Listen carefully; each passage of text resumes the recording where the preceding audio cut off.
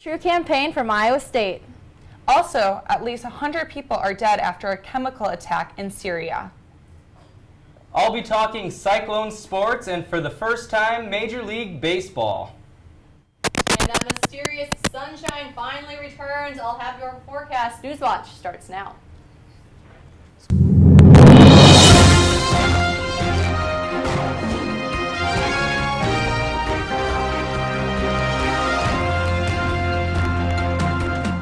Thanks for watching and have a good rest of your night and week. Stay classy, Cyclones.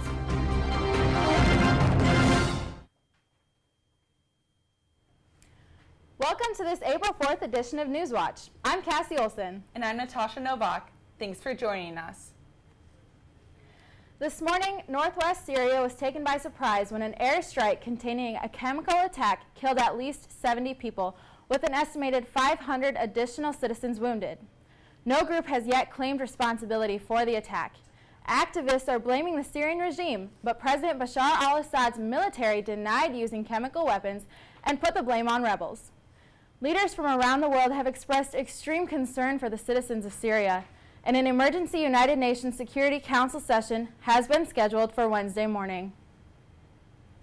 At least 14 people were killed and over 4 dozen injured in a suicide bombing in St. Petersburg, Russia on Monday. Authorities say an explosion tore through a train while it was traveling. President Vladimir Putin had been in St. Petersburg before the attack, said all causes were being investigated. No group has claimed responsibility for the attack. U.S., European, and Arab officials have uncovered a secret meeting arranged by the United Arab Emirates. The meeting was held between Blackwater founder Erik Prince and a Russian close to President Vladimir Putin. The meeting was held around January 11th in the Seychelles Islands in the Indian Ocean. The full agenda of the meeting is not yet known, but it was in part to persuade Russia to pull out of Iran. Although Erik Prince does not have a formal role on President Trump's team, he has shown immense financial support. He also has ties within the team, including his sister Betsy DeVos, who is President Trump's Secretary of Education. Several civil rights groups and some lawmakers are opposing an Iowa bill that would end public access to several 911 calls. The bill would make calls involving emergencies in which people are injured confidential medical records. Though it would not just be limited to 911 call recordings, critics fear that the bill could apply to videos documenting the aftermath of officer-involved shootings. The bill passed through the Iowa House, and now the Senate will consider whether to schedule it for a vote. Over 21,000 Iowans who are currently insured with Wellmark, Blue Cross, and Blue Shield will need to find another health care provider for 2018. Wellmark decided they had to discontinue individual coverage after losing $90 million over the last 3 years. Anyone who purchased an individual policy before January 1st of 2014 will be able to continue their coverage, but those who purchased one after that date will not. Wellmark will not be selling any new individual policies for 2018. Dictionary.com has added 300 new words onto its online database. The new list is made up of numerous slang terms that may make someone feel embarrassed to even be looking up what they mean. Some of the more popular words being added are dad bod, hangry, man bun, sleigh, and struggle bus. Many Iowa Gordman's department stores will remain open after it was initially announced back in March that they would be closed due to bankruptcy. They originally planned to liquidate the inventory of its 106 discount stores and then close. With new ownership, Gordman's will keep 50 of its stores open. Coming up after the break, Iowa State has new research in the biomedical field. And a lawsuit involving the Iowa State Education Association. Stay tuned, this is Newswatch. The Des Moines Register, President of the Iowa State Education Association, announced that it is suing state officials over the collective bargaining law that has been in effect since February 17th. The union represents 34,000 educational professionals and is suing officials because of the provision of the law which exempts public safety workers from the law's broadest changes. President of the association, Tammy Warrow, challenged why some public employees receive more bargaining freedom, saying, "We simply wish to be equal and have our rights restored." The Ames Police Department is asking for your help to identify a suspect involved in a hit-and-run case from March. Ames Police posted on Facebook Monday that the victim was walking across the crosswalk at Hayward Avenue and Chamberlain Street when he was hit by a car. The car appeared to be a gray Chevy Impala. Anyone with information is encouraged to contact the Ames Police at 239-5133. Iowa State University biomedical researchers have developed a new screening method that will be used to study data on chronic wasting disease, Parkinson's, and Alzheimer's. The method will help to test the new therapies for these fatal diseases. Distinguished professor and chair of the ISU Department of Biomedical Sciences, Anumantha Kanthasamy, says that he expects this technique to catch on quickly among scientists in looking at these diseases. The Mobile Museum visited ISU the other day. ISU TV's Josh Lamberty has an inside look of at the museum on wheels. As students move from class to class, they write the beginnings of their own history. Not only are campus research and professional experiences at students' disposal, but last week, Iowa history was at their fingertips and is traveling everywhere, literally. One thing that we heard time and time again was how could the State Historical Society of Iowa and the State Historical Museum bring history out to the people in Iowa? Their decision? Iowa History 101, a 38-foot RV complete with interactive videos and displays to take 170 years of Iowa history on the move. We do try to tell the history of Iowa in 300 square feet. So we decided to frame the exhibit around the areas of Iowans at home, at work, and at play. Showcasing the diversity and worldviews of Iowans since the state's founding in 1846. It's not chronological, but in the framework of Iowans at home, work, and play, we can talk about different time periods. We can talk about the different ethnic groups, the different people who have called Iowa home over the centuries, really. The showcased artifacts range from the first Iowa flag and the pen used to ratify the 19th Amendment to a 1992 Olympic medal and even the first Game Boy. All of the artifacts and displays share a common connection to Iowa, but some share an even deeper connection to the exhibit's first stop, Iowa State University. There's also a portfolio from Carrie Chapman Catt, who one of the buildings is named after here on campus. Also in the exhibit, not an artifact, but it talks about John Atanasoff, who early computer pioneer, and here at Iowa State doing exciting work back then. All of which allow those who visit to make a special connection with important pieces from Iowa's beginnings to today. Iowa history is wonderful, meaningful, and deep, and I think it's really exciting to be able to share it with our campus. Iowa History 101 leaves the university on its quest to visit each of Iowa's 99 counties over the next 3 years, and the Historical Society hopes that this mobile museum will shine a little light on a treasured past. From Parks Library, Josh Lamberty, ISU TV. Iowa State men's basketball coach Steve Prohm welcomed a baby girl to the family. Coach Prohm and his wife Katie named her Frances. The two already have a son named Cass.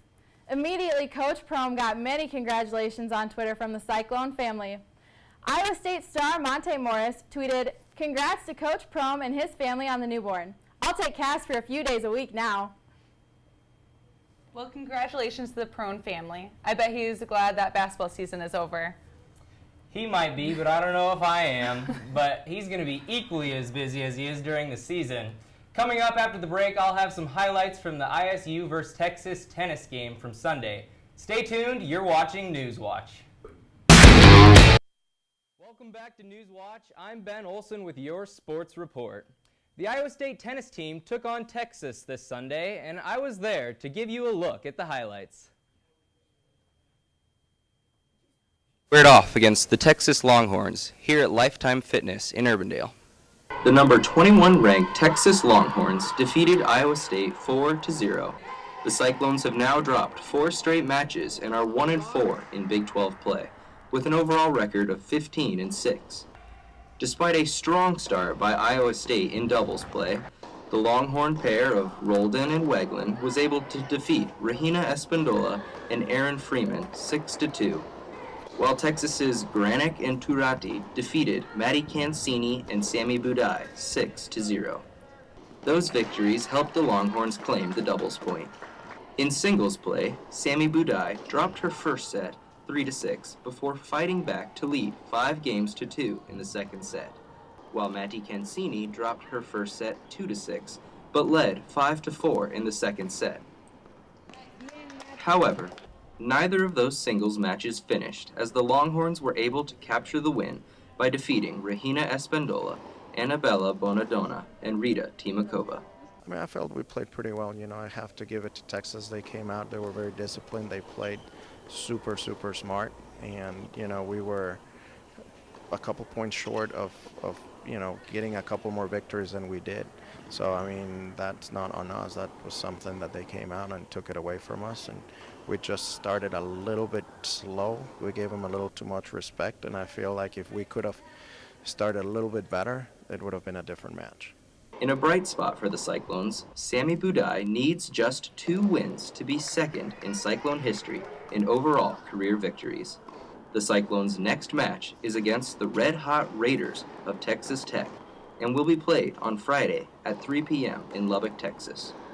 For ISU TV, I'm Ben Olson. Good luck to the tennis team next Friday. Springtime is officially here as the MLB opening day was Sunday.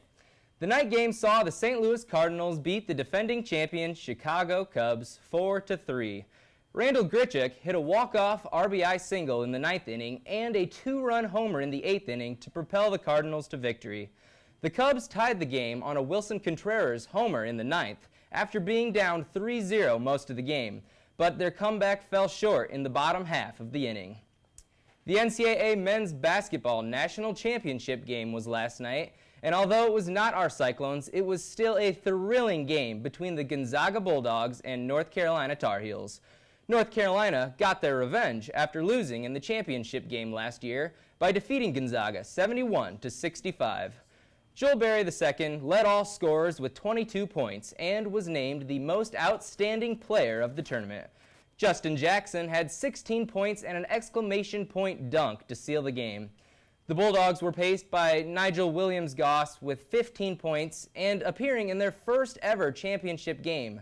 Meanwhile, this win gives Coach Roy Williams the 3rd title of his career and 6 titles in UNC history. One Cyclone will be competing for a national championship as junior Haley Young of the Iowa State gymnastics team qualified as an all-around competitor at the NCAA Gymnastics Championships. The Cyclone gymnasts finished 6th at the NCAA Gymnastics Regional Meet in Lincoln on Saturday. Young's score of 39.175 in the all-around competition earned her one of 2 finalist spots at the regional. Young will travel to St. Louis on April 14th through the 16th to compete for the championship. Cyclone Nation wishes her the best. New Iowa State wrestling coach Kevin Dresser announced Mike Zadek, Derek St. John, and Brent Metcalf will be joining the coaching staff pending administrative approval. Zadek and St. John are both following Dresser from his staff at Virginia Tech, while Metcalf was most recently coaching for USA Wrestling. All 3 men had exceptional wrestling careers at the University of Iowa and will now look to bring their history of success to Ames. This has been your News Watch Sports Report, and now we are joined with Jan Ryherd at the weather. It has been a wet and rainy couple of days, Jan. When are we going to see the sun again? More than a couple of days. It's actually been 2 weeks since we've had a full sun day here in central Iowa, and I'll let you know when that sun's coming back right after the break. There, everyone, we had yet another one of those April showery days here, and starting to wrap up here, we've got clear skies overhead and 50 degrees here in Ames right now, and as we go on through tomorrow, we're going to start to see a little bit more rain down here to the south. We've got 50 down in Ottumwa right now and 53 in Des Moines, but that'll be moving off to the east and finally giving us some sunshine into our Thursday. Those winds out of the northeast right now and even more towards the easterly direction here in Ames, not too strong for us. So taking a look at that big picture right now, we've got low pressure system tracking just to our south, and that's going to bring rain showers down here into the southern parts of Iowa, maybe reaching up into the central parts of Iowa tomorrow, but here in Ames we should stay dry as we go through tomorrow. Let's take a look at that rainfall that we're going to get out of the system. The bulk of it will be down here to the south and east, and that's where they really need that rain, so it's definitely good that they are getting it down there. Des Moines picking up just a little bit and maybe a stray shower or two here in Ames, but we shouldn't really see too much. So let's time that out here. Here we are tonight, those rain showers down to our south, moving up with that low pressure system as it tracks off to the east. And then as we get into tomorrow, again, still moving off, maybe even a chance of snow with that system as it gets very convective off to our east and possibly giving Chicago quite the headache with that. But then as we get into our Thursday, check this out, no clouds showing up, finally seeing that sunshine back in central Iowa for our Thursday. Tonight, though, we are still going to see lows in the low 40s, 41 across much of the board here. For Ames, we'll see a low of 42, maybe a chance for those rain showers. As I said, this system might shift a little bit further north and give us a stray shower, but for the most part, we should stay dry. Tomorrow, a high of 51 for Des Moines, 49 there in Marshalltown, and 54 for you folks in Fort Dodge. And then as we take a look for Ames, we'll see 50 degrees here in Ames. Like I said, possible stray showers, but likely we are to stay dry here in Ames, but still a breezy day for us. So once you get through Wednesday with those possible showers and clouds, finally Thursday and Friday looks to be gorgeous. Saturday highs up close to 70 and Sunday as well. So fairly nice weekend ahead. Maybe cut off work early on Friday there, but we will keep tuned and watch this as we see those warmer temperatures getting into the weekend. Stay tuned. There'll be more news after the break. KURE hosted its first Terrace Tuesday at the MU Terrace today. Laurel Feeks has more. Starts warming up, spring activities are beginning. One of those activities being KURE's Terrace Tuesday. This event is free to the public to come and enjoy any genre of music with their friends. Terrace Tuesday is a weekly event in the spring that KURE puts on. We have live music, we have fresh air, we hang out on the terrace for a few hours. KURE is always looking for helping hands. Right on our website, there's a Get Involved page. You can, there's 1,000 different things you can do right now. We're looking for people for our board of directors.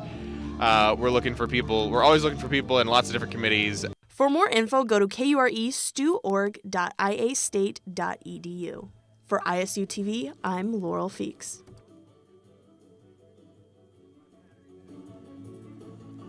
It's Forever True Week on campus, a celebration for the $1.1 billion comprehensive fundraising campaign. Members of the Iowa State Foundation can be found around campus every day this week from 10 to 2 with snacks and giveaways. Students are invited to use hashtag ForeverTrueISU on Instagram and Twitter to enter to win daily prizes, including gift cards and Iowa State apparel. The fundraising campaign is currently at just over $710,000 and is getting closer to its goal every day. A New Jersey teen pleads guilty in a plot to assassinate Pope Francis. The 17-year-old teen Santos Colon was accused of having materials in an ISIS-inspired assassination of Pope Francis during a public mass in Philadelphia. Colon admitted in federal court he had conversations with an alleged sniper who turned out to be an undercover FBI agent. The arrest followed soon after. Colon faces 15 years in federal prison and up to $250,000 in fine. Shia LaBeouf's new movie, A Man Down, only sold one ticket when it premiered in one theater in the UK this past weekend. LaBeouf has been well known for starring in movies such as Transformers and Indiana Jones and the Kingdom of the Crystal Skull. LaBeouf has also starred in a handful of indie movies which have had a mixed success rate. Even though only one ticket was sold, it could help the film gain attraction for a smaller profile project. That is all we have for your Tuesday edition of Newswatch. Stay tuned on Thursday for more news, weather, and sports. Have a great night, Ames.